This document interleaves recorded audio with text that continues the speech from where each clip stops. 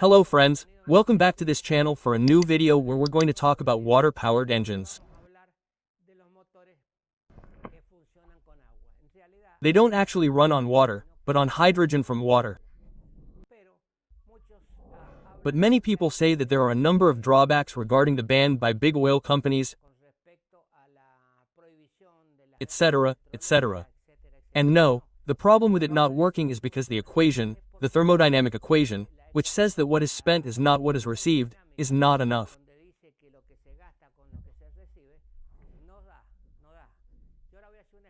Now I'm going to explain how it's going to work. In this case, I have a small engine here that you can see.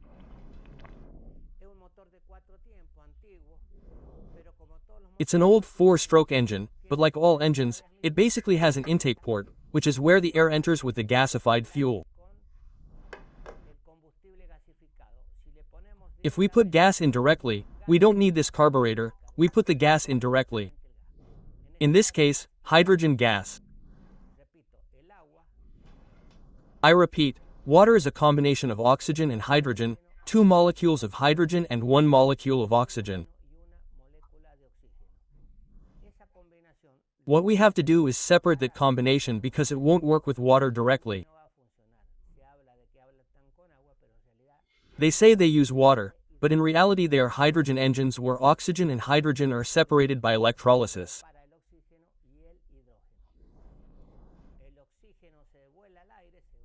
The oxygen is released into the air, dumped, and the hydrogen is released into the intake system, which is absorbed by the engine itself and then detonated by the spark, causing an escape.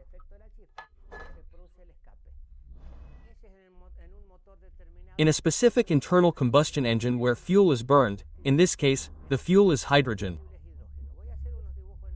I'm going to draw some pictures on the board because it's the only way I can explain the drawbacks. There are no problems with multinationals that are banning it or anything. The problem is that it doesn't work. That's why I'm going to explain why it doesn't work. And if you know why it doesn't work, you might come up with something and manage to get around these drawbacks and, God willing, you'll be able to make it work. Well, let's go to the board as I always do, and I'm going to explain to you in theory or in an approximation how we would separate oxygen from hydrogen in a water molecule. Many already know this, but the secret to making a water engine work lies in that separation. You have to separate hydrogen from oxygen with very low consumption. Now I'm going to go to the board. The formula for water is hydrogen 2, oxygen. If we wanted to do it another way, it would be 1 oxygen molecule that has 2 valences and 2 hydrogen molecules. And this is the formula for water. To separate it, there is this bond between hydrogen and oxygen. It is a very strong bond and it requires a lot of energy to separate it. How is it done? It is done in a tank where one of the elements, one of the plates with 2 plates, one is positive and the other is negative. Let's suppose that this is the positive and this is the negative. It is a tank where instead of just water with sulfuric acid or sodium hydroxide, etc. is added. Why? So that it has more conductivity. The amount of current that enters the system and that will pass through this solution is a function of the amount of hydrogen that is released. Let's go back again. The water that is here in the solution, hydrogen 2 and oxygen, the hydrogen is going to go to the negative. This end is the one that is going to produce hydrogen. And this other one which is the anode, is going to produce oxygen.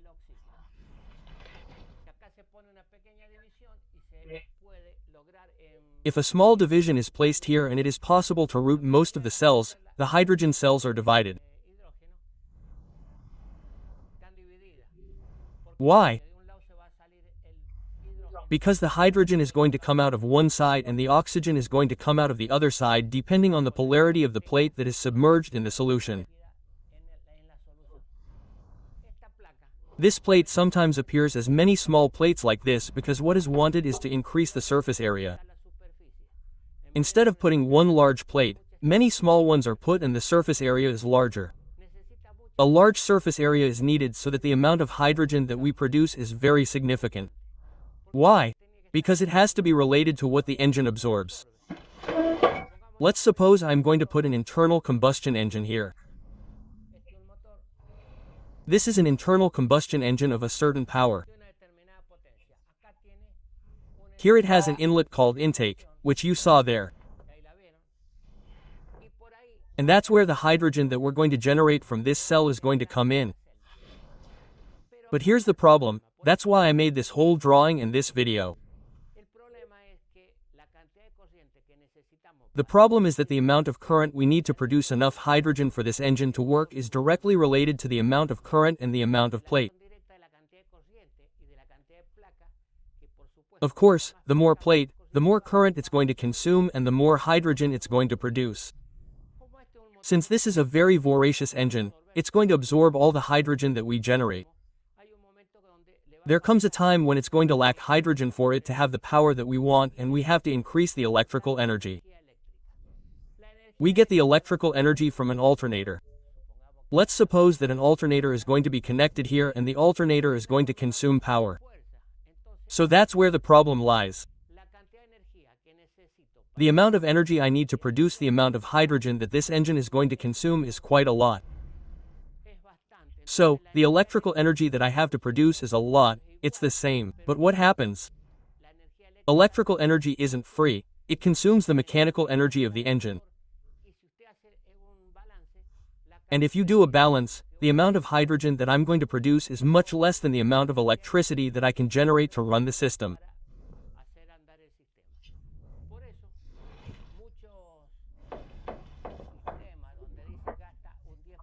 That's why many systems where you say it uses 10%, 5%, are actually a lie, because a car that uses 90% gasoline, let's say, and 20% with a hydrogen fuel cell.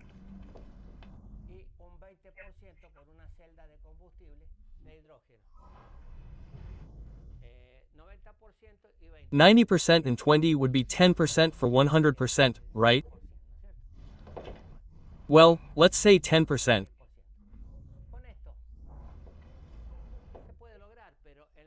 With this it can be achieved, but the engine is using part of the electrical energy that I generate. It only produces 10%, which in reality does not generate any benefit to the system because I am consuming more electricity and more effort from the engine than the cell produces.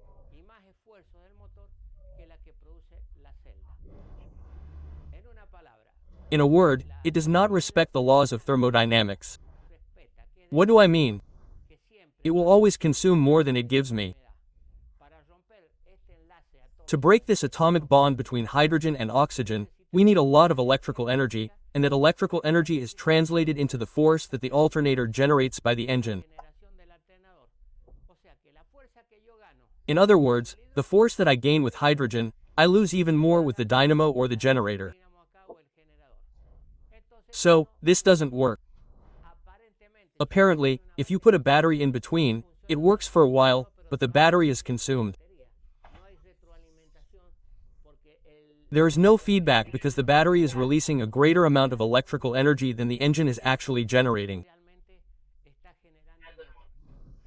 So this system doesn't work. There are cases, I'm going to delete this, where by adding to the water solution they talk about, no longer sodium carbonate, but boron. Boron. But what happens? This is not determined. It says that with boron you can generate a large amount of oxygen, hydrogen and oxygen with less current. But that hasn't happened yet.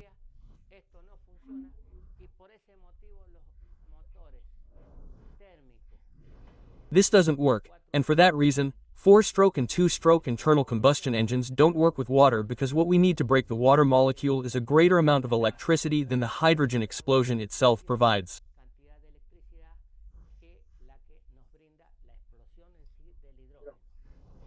When an engine works, they always talk about how it reduces fuel consumption. Yes, Fuel consumption decreases and energy consumption to generate electricity increases. In other words, if you add it up, it's the same thing, it doesn't work. Imagine. Scientists much bigger than us would have done it. That's the problem with engines not working. Now, there are hydrogen engines that do work, but not with water. In other words, this energy that was used to separate hydrogen from oxygen is not produced by the engine itself, but rather comes in a cylinder, like a gas cylinder, a giant balloon where the hydrogen is compressed, and the engine normally uses it. But that hydrogen is, the result of energy consumption by another machine, which could be any compressor. Then it has to be compressed and there is a significant expenditure of energy. The car runs on hydrogen, energy was used to produce the hydrogen and the car will work, but the car cannot return or the engine can use its energy to produce hydrogen. For now, it cannot be done. There is no way to break that atomic bond cheaply. Imagine an atomic bomb, it is precisely that, it is breaking the internal energy of the atom and suddenly it is a brutal amount of energy. That same energy is not an exact comparison, but the cohesion energy between hydrogen and oxygen is very important and consumes electricity. The electricity we generate with the engine itself is less than the power it can give us. When it is combined with fuel, we do not notice it. But in reality, in the energy balance, we do not gain anything. On the contrary, friends, I will make other videos about this in the future. I can write to you and comment. We can make a fuel cell. I will show you the hydrogen we generate, the amount of energy we need. The more energy, the more hydrogen, but the more energy, the more power we get from the engine. There are other systems, such as generating electricity with the same electrolytic cell, because it is reversible. If I apply electricity to it, it produces hydrogen. If I mix hydrogen and oxygen with a membrane in between, electricity is produced here. In a word, since the system is reversible, if I want to generate hydrogen, I put electricity in it. If I want it to release electricity, I have to inject hydrogen. In that case, the engine no longer needs to be an internal combustion engine like this one, but rather an electric motor. Why? Because it generates electricity. Friends, I hope you understand. A subscriber asked me for something about this, that's why I took it as a video and I want you to continue on the channel. This is very interesting and later on, if there are any comments, we can continue communicating.